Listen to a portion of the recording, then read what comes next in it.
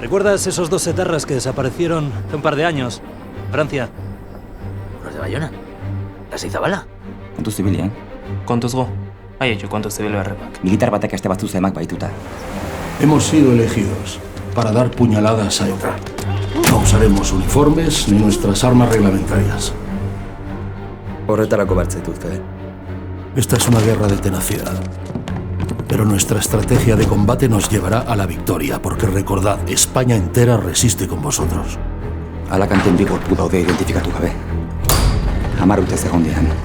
Aquí hay unos asesinos que andan sueltos, y yo lo que quiero es llevarlos ante el juez. Esa gentuza le metería 2 tiros si pudiese. A usted y a mí. Izorratu nahiani! Izorratu nahiana eitu! Gaur ondarribian pistoltiko jatoina! 7 atentatu 3 hilabetean. Hau ere gura aurka daukau, ez? Torturatzaileak dira. Odolotzeko hitzaileak. ¿Les torturaron? Zu ez zabil justizia bila. Zu mendeku bila zabiltz. Si como parece el GAL está por medio y reabrimos el caso, se puede armar una de consecuencias imprevisibles. Está preparado para lo que venga.